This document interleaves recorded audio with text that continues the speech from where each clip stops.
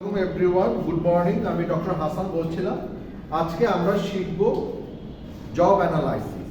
হ্যাঁ, so job অ্যানালাইসিসের মাধ্যমে আমরা জানবো আজকে তাদের ডেসক্রিপশনগুলো জানবো, জব অ্যানালাইসিসটা কি এবং তার মেথডগুলো আমরা আজকে জানবো। সো জব অ্যানালাইসিসটা কি? Job analysis is a systematic exploration of the activity within a job. তার মানে আমরা একটা জব অ্যানালাইসিস তৈরি করার জন্য প্রথমে তার কি বের করার চেষ্টা করি, যে লোকটা কাজ করবে তার ডিউটি কি হবে, তার রেসপন্সিবিলিটি কি হবে, এবং সে কোন পজিশনে জব করবে, হ্যাঁ, এবং তার কন্ডিশন কি হবে under which job is perform. তার মানে আমরা আমাদের অর্গানাইজেশনের গোলটাকে অ্যাচিভ করার জন্য যে এমপ্লয়ির জন্য আমরা যে পজিশনটা ওপেন করব তার আগে আমাদের জব অ্যানালাইসিস করা প্রয়োজন। কারণ যে লোকটা পারফর্ম করতে আসবে এই পজিশনের জন্য সেটা দেখা প্রয়োজন যে আমরা কি রাইট পারসনকে আমরা নিচ্ছি কিনা সেই পজিশনের জন্য, রাইট টাইমে এবং রাইট পজিশনের জন্য। ঠিক আছে, তার মানে জব অ্যানালাইসিস হলো is a systematic exploration of the activities within a job. আচ্ছা, এখন এটা কি ইনভলভ করে? এটা involves the identification and description of what is happening on the job accurately and precisely identifying the required task, the knowledge and the skills necessary for performing them and the conditions under which they must be performed. একটা লোক যখন যে পজিশনে কাজ করতে আসবে শুধুই আমরা তার এডুকেশন কোয়ালিফিকেশন দেখি না, আমরা পাশাপাশি তার এক্সপেরিয়েন্স দেখি, যেটা তার স্কিলস, তাই না? তো কাজেই এক্সপেরিয়েন্স যদি না থাকে শুধুমাত্র কোয়ালিফিকেশন দিয়ে তো তোর এডুকেশন কোয়ালিফিকেশন দিয়ে তো পার্টিকুলার পজিশনে একটা লোক কাজ করতে পারবে না। আচ্ছা, যে লোকটা কখনো কাজ করে নাই তার জন্য প্রতিদিন 8 ঘন্টা কাজ করাটা খুবই কিন্তু কষ্টের ব্যাপার। প্রথমত তার যদি নতুন চাকরি হয়ে থাকে, আর তার যদি এক্সপিরিয়েন্স থাকে, আগে কোথাও 3 মাস কাজ করে আসছে, এটা তার স্কিলস, সে জানে যে একটা অফিসে মানে কাজ করার জন্য তার কোড অফ কন্ডাক্ট কিরকম হতে হয়, তার পোশাক আশাক কিভাবে চলতে হয়, কলিগদের সাথে কিভাবে কথা বলতে হয়, তার উপরে বসের সাথে কিভাবে কথা বলতে হয়, এবং কারো অধীনস্থ হয়ে কাজ করতে গেলে কিভাবে কাজ করতে হয়, এবং জব ডেসক্রিপশনে সেটা দেওয়া থাকে যে সে সপ্তাহে কতদিন সে কাজ করবে, কত ঘন্টা কাজ করবে, এবং প্রতিদিন তার ডেইলি মাফিক মানে প্রতিনিয়ত কি কি কাজগুলো তার সম্পন্ন করা লাগবে, তার ডে টু ডে টাস্কটা যখন পারফর্ম করবে তখন অর্গানাইজেশন কি করতে পারে। একটা এমপ্লয়ি যখন ডে টু ডে কাজ করে তখন একটা অর্গানাইজেশন তার প্রোডাক্টিভিটি বাড়ে, কেননা ওই একটা জিনিসই তার গোল, সেজন্য তার অ্যাচিভমেন্টে পৌঁছাতে পারে। যে লোকগুলোকে দিয়ে কাজ করবে ডে বাই ডে অর্গানাইজেশন কি বড় হবে না? তো এটার জন্য একটা লোককে যখন কোনো পজিশনের জন্য চিন্তা করা হয় যে আমি একটা লোক হায়ার করব, একটা পজিশন ভ্যাকেন্সি ওপেন করব, তার আগে আমাদের জব অ্যানালাইসিসটা করাটা খুবই জরুরি। ঠিক আছে, আচ্ছা, এবার আসি হলো কি কি মেথডে আমরা জব অ্যানালাইসিস গুলো করতে পারি। তো সেখানে কিছু মেথডের কথা বলা হয়েছে, সেটা হলো observation, individual interview, group interview, structure questionnaire, technical conference and diary. এখন বেসিক্যালি একটা বর্তমানে দেখা যাচ্ছে যে কোথাও যদি আমরা দেখি কিছু ব্যাংকিং সেক্টরে সেখানে কিছু রিটেন এক্সাম হয়, গভর্নমেন্ট সেক্টরেও দেখা যাচ্ছে সেখানে কিছু রিটেন এক্সাম হয়, প্রাইভেট সেক্টরে দেখা গেছে যে সেখানে কিছু কিছু জায়গায় রিটেন এক্সাম হয়, বা তাকে বলা হয় তুমি একটা প্রেজেন্টেশন দাও, একটা স্লাইডে প্রেজেন্টেশন দাও যে তুমি কি বোঝাতে চেয়েছো। একটা মানুষের তখন তার ইন্টারপার্সোনাল স্কিলসটা দেখতে চায় যে আসলে তার সেই যোগ্যতা আছে কিনা এই পজিশনে কাজ করার জন্য। তো এই জিনিসগুলো দিয়ে কিন্তু মানে মেথডগুলো দিয়ে কিন্তু সেটাকে অ্যানালাইজ করা হয়। সো অবজারভেশনে বেসিক্যালি এটা কি করে যে একটা যে লোকটা কাজ করতে আসবে তার বেসিক্যালি তার মানে এনফোর্সমেন্টটা দেখতে চায় যে আসলে তার মধ্যে সে এনথুসিয়াজমটা আছে কিনা, বা তার কাজ করার যে মনোভাবটা, সে একটা অর্গানাইজেশন যখন কাজ করবে সে কেমন ভাবে সে নিজেকে শো করতেছে কিনা যে অর্গানাইজেশনকে সে ওন করতেছে। হ্যাঁ, তারপর ইন্ডিভিজুয়াল ইন্টারভিউ, বেসিক্যালি এটা যখন দেখবা যে তুমি যখন কোথাও জবের জন্য অ্যাপ্লাই করেছো তখন তোমাকে পার্সোনালি এইচআর অফিস থেকে তোমাকে কল করা হয় যে আপনি এখানে সিভি দিয়েছেন, আমরা আপনাকে সিলেক্ট করেছি, আপনার ইন্টারভিউর জন্য আপনাকে কল করা হচ্ছে অত তারিখ কতটার সময়, অথবা ইমেল করে পাঠানো হয়।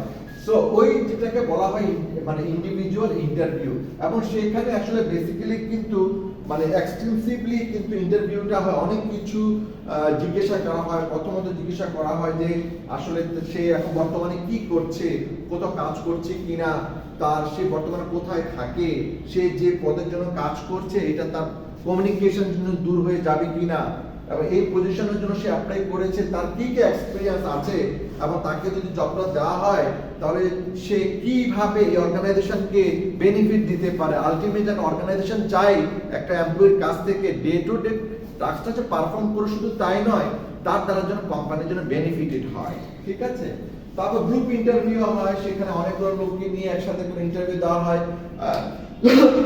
তোমরা জানো হয়তো বা যে আমাদের অনেক ইউনিভার্সিটির ছেলেমেয়েরা বিভিন্ন ইভেন্টে কাজ করে। তো যারা বিভিন্ন ইভেন্টে কাজ করে অথবা 5 দিনের বা 10 দিনের বা 1 সপ্তাহ, তখন কিন্তু একটা গ্রুপ ইন্টারভিউ হয়। কারা একদম 5 দিনের মানে ইভেন্টে কাজ করতে চায় তখন তাদেরকে একটা গ্রুপ ইন্টারভিউ নেওয়া হয়, সেটা হলো একটা মেথড।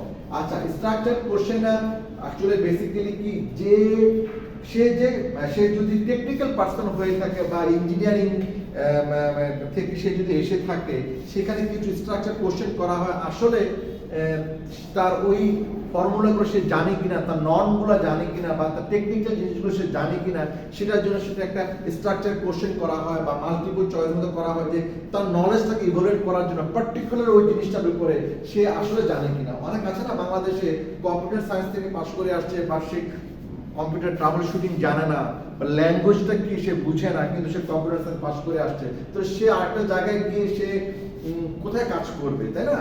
তো এই জিনিসগুলো কিন্তু, এই মেথডগুলো কিন্তু না হয় জব অ্যানালাইসিসের মাধ্যমে, যেখানে স্ট্রাকচার কোশ্চেনের মাধ্যমে একজন কি কম্পিটেন্ট পারসনকে, একজন এফিশিয়েন্ট পারসনকে কি করে শনাক্ত করা হচ্ছে, না আমরা একটা রাইট পারসনকে পেলাম।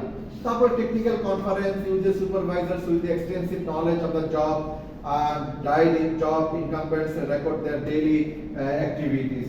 Basically তোমরা জানো কিনা যে এমন কিছু জায়গা আছে, আমরা যে তোমাদেরকে প্রতিনিয়ত আমরা পড়াচ্ছি, আমরা কি পড়াচ্ছি, আমাদের কিন্তু একটা কিছু ডায়েরি মেনটেন করতে হয় আমাদের, যে আজকে ক্লাসে এটা পড়াবো, কাল ওইটা পড়াবো, মিড টার্মে আমার এটা এরকম হতে হবে, কোশ্চেনটা আমি এভাবে তৈরি করব। তো যারা ডে টু ডে এগুলো মেনটেন করে চলে, হ্যাঁ, তারা কিন্তু আসলে একটা জায়গায় কিন্তু প্রোডাক্টিভিটি দিতে পারে। আর আমি যদি না জানি যে আমার কালকে কি হবে, আজকে আমি কি করব, তাহলে কিন্তু কোনো আউটপুট আসে না। তো বেসিক্যালি এই জিনিসগুলো হলো জব অ্যানালাইসিসের মেথড। সেগুলো হলো observation, individual interview, group interview, structure questionnaire, technical conference and diary. আচ্ছা, এবার আসি, এখন আমরা যদি বলি যে আসলে বেসিক্যালি মানে জব অ্যানালাইসিসটা আমরা কিভাবে আমরা দেখতে চাই, হ্যাঁ, এখানে একটা জিনিস এইভাবে তুলে ধরা হয়েছে। আসলে প্রথমত সেটার পারপাসটা বোঝা দরকার, যে জব অ্যানালাইসিসটা কি। দেন আমাদের বোঝা দরকার যে understand the roles of jobs in the organisation and then benchmark position, যে পজিশনের জন্য জব সিকার আসবে কাজ করতে বা জব সিকার অ্যাপ্লাই করবে পজিশনের জন্য, বেঞ্চমার্ক পজিশনস। দেন হলো determine how to collect job analysis information. Basically আমি যে জব ভ্যাকেন্সির যে ডেসক্রিপশনটা দিব, জব ডেসক্রিপশন, সেটার জন্য ক্লিয়ার থাকে, যে একটা লোক যখন অ্যাপ্লাই করবে সেটা বুঝে অ্যাপ্লাই করে। এন্ড দেন সি ক্ল্যারিফিকেশন, যে আমি কতজন নিব, ওই পদের জন্য কতজন লোক নিব, এবং আমার এটার ব্রাঞ্চটা কোথায় হবে, কোন অফিসের জন্য নেব। ডেভেলপ ড্রাফট, এই পজিশনটাকে আমি কি করে দেখতে চাই, যে একটা লোক কাজ করবে সেই জিনিসটা কি করে সে ডেভেলপ করবে। এবং রিভিউ ড্রাফট উইথ সুপারভাইজার।